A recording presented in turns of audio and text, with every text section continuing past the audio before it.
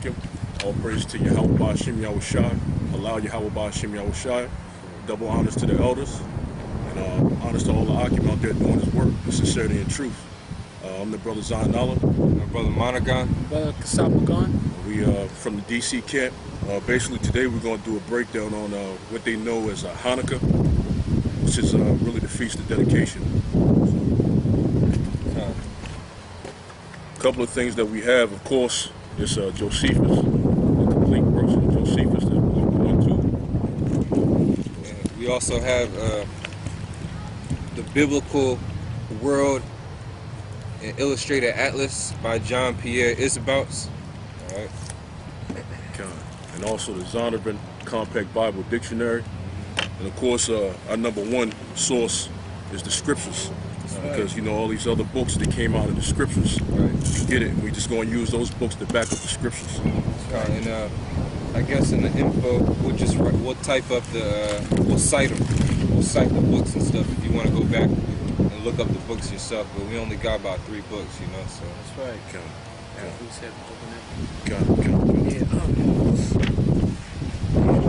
This is Sirach 33:7. Sirach 33:7 says, "Why doth one day excel another? When as all the light of every day in the year is of the sun." Verse 8, "By the knowledge of the Lord they were distinguished, and he alters seasons and feasts." Verse 9, "Some of them has he made high days and hallowed them, and some of them has he made ordinary days." Meaning, you know, it's scripture to say that, like, we about to go into the Feast of Dedication, what they call the Hanukkah. It's important. You know, it's not, you have regular days and you have high holy days, and the scripture speaks about that. That's another point. We have high holy days in the scriptures, not according to Esau and these other nations that want our people to celebrate, you know, their customs. That's right. You know, we're about to go over something that's real important because it's our high holy day. You know, it's the Feast of Dedication. Like, the servant's not greater than his master. We follow after Yahushai. Yahushai even celebrated the Feast of Dedication. That's right. Which we're going to go into. First, we're going to the Zondervan. Look up Feast of Dedication.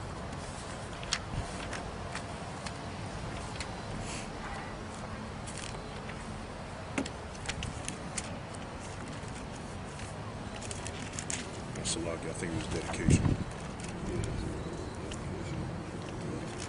Okay, yep, Salaki. All right, this is the Feast of Dedication under the Zondervan Compact Bible Dictionary.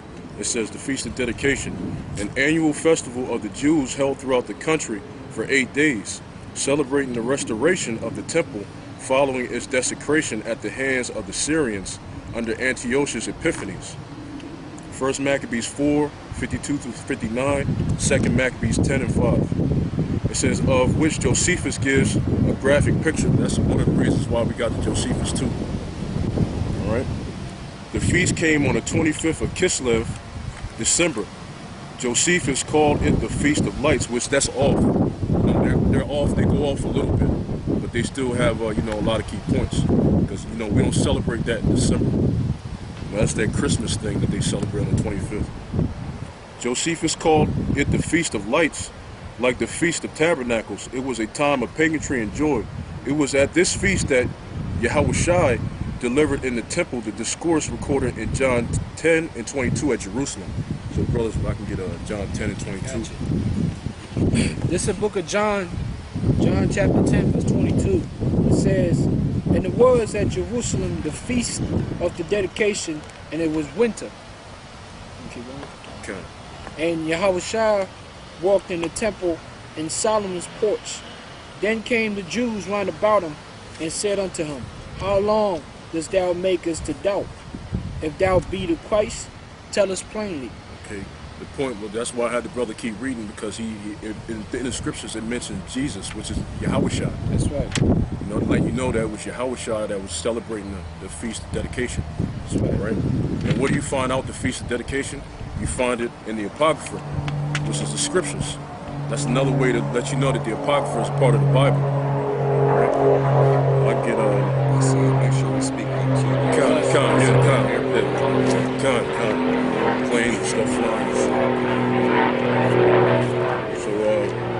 straight into it. This is all this happened, like the feast of dedication and how it happened.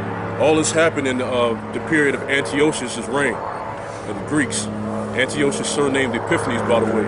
A lot of people may know him as Antiochus IV if you do Wikipedia and stuff like that. Certain dates that you want to know about Antiochus' reign is his First Maccabees 1 and 10. It says started in the 137th year. That would be 176 BC. Khan. First Maccabees chapter 1 verse 10. And there came out of the wicked root Antiochus, surnamed Epiphanes, son of Antiochus the king, who had been a hostage at Rome, and he reigned in the 137th year of the kingdom of the Greeks. Of the kingdom of the Greeks. That's why we're saying the Greek Empire, the Greeks. All right. So it was the 137th year. Now, how we found that out, in accordance to how we go by like BC and AD. Basically, we found out when Antiochus died. He died in the 149th year, which we're going to get. But we found out when he died on Wikipedia, that was 164 BC, and we just backdated it. So if I can get First Maccabees 1 and 20. 22. And I can say something real quick. Another way we got all these dates is through the spirit of Yahweh Ba'Shem Yahweh Shai, revealing Daniel's vision to the elders and then revealing it to us. When you go back and look it up, in Daniel's vision, the Greeks, I believe, which was the leopard in the vision, they reigned from 331 BC to 168 or 169 BC. Because at that time, you know, the Romans, towards the end, the Romans was taking over too. Right. You know. So we're gonna start off with basically First Maccabees 1 and 16. Because now we know he, in accordance to the verse 10, that he came on the scene. Now we're gonna jump down to a little bit about how all this started in the first place. Can I get 16? First Maccabees 1 and 16. Now when the kingdom was established before Antiochus, he thought to reign over Egypt, that he might have the dominion of two realms. Verse 17. Wherefore he entered into Egypt with a great multitude, with chariots and elephants and horsemen and a great navy. Read to 30. Read 230. Slow. All the way down to 30. All the way down Yeah, to 30. okay. Okay. Verse 18. And made war against Ptolemy, king of Egypt, but Ptolemy was afraid of him and fled, and many were wounded to death. Thus they got the strong cities in the land of Egypt, and he took the spoils thereof. And after that Antiochus had smitten Egypt, he returned again in the 143rd year, and went up against Israel and Jerusalem with a great multitude, and entered proudly into the sanctuary, and took away the golden altar and the candlestick of light. And you see that? It said in the 143rd year, so that's 143. You know, in 143, I have it written down, that would be 170 BC. That's when he went to Jerusalem, right? And all the vessels thereof. Verse 22. And the table of the showbread, and the pouring vessels, and the vials, and the censers of gold, and the veil, and the crowns, and the golden ornaments that were before the temple, all which he pulled off. Verse 23. He took also the silver and the gold, and the precious vessels. Also he took the hidden treasures which he found. And when he had taken all away, he went into his own land, having made a great massacre, and spoken very proudly. Okay, hold it right there, Bakasha. See that? He was a proud devil. That lets you know that they're, you know, those particular men were Edomites, which you know is the so-called white man today. That's right. He went in and he took over the city, and he took all the gold, the vessels. What else did it say? It says the vessels. It says the crowns. Yeah. The crowns and the golden ornaments. It speaks about the vessels, the hidden treasures. Right. He took silver and gold and stuff like that. He was completely wicked, man. Oh, you had something now? Yeah, I want to read something yeah, out. This is on page 251 out of the Biblical World and Illustrated Atlas. It says Seleucus' brother Antiochus IV Epiphanes, 175 to 164 BCE, responded to the financial crisis by looting temples throughout his realm. And that's basically what the brother's reading right now, because a financial crisis has happened. So what he did is what exactly the brother's reading right now. He started going into our temples and taking all of our stuff to try and fix the financial crisis which was going on. That's right. Precept. Yeah, because the scripture says that that he spoke proudly about, you know, the massacre that he did to our people.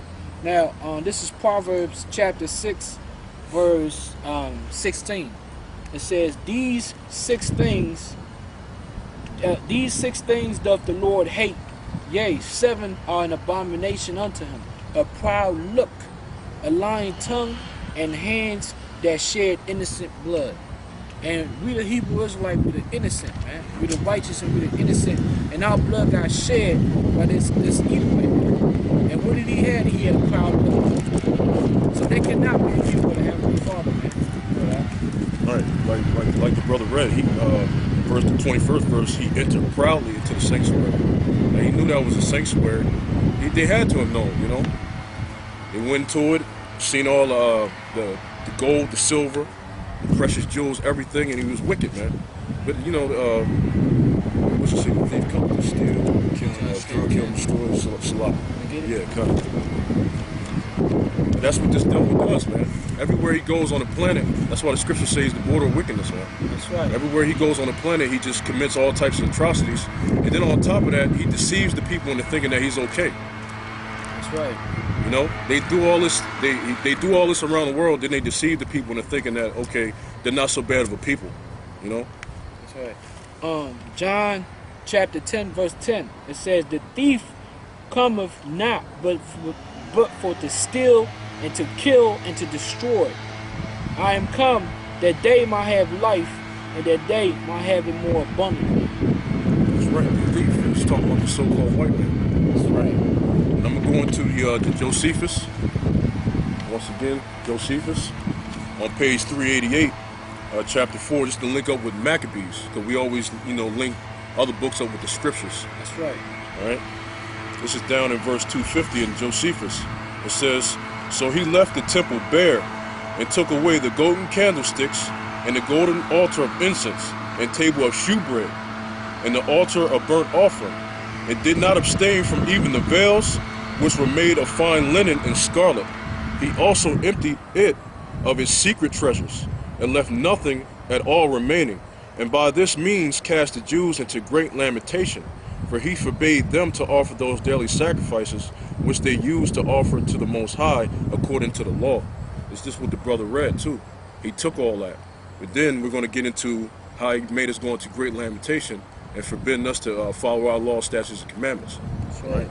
And keep reading, huh? Right, and I can say something. Slack. Salakia, the reason we're not going straight into the feast is because you got to understand what was being done to us first to understand why we're going to be celebrating for 8 days. Right. All right, you got to understand the atrocities that were committed against us and grasp the full understanding of that, and then you understand why why we had to dedicate the temple again and why we celebrate for it. Right. If I can say this, what the brother said is right, because a lot of us just celebrate those feasts because it says it's part of the law, but to really have that true connection, feel like you was part of it, you know, you got to know what happened.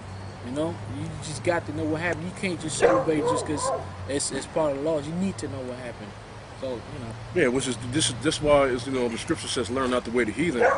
The heathen do what? They celebrate holidays like Thanksgiving, Christmas, Easter, all that shit without knowing why. That's right. They don't know the history behind the stuff, which leads to wickedness. Because if they were being taught that these holidays have wickedness behind them, you know, I don't know if a lot of them would be celebrating.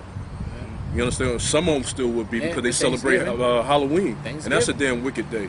And Thanksgiving, the truth behind Thanksgiving was what? They slaughtered the Native American brothers, the Gadites and the Reubenites. You know? I got a quick precept. This Job chapter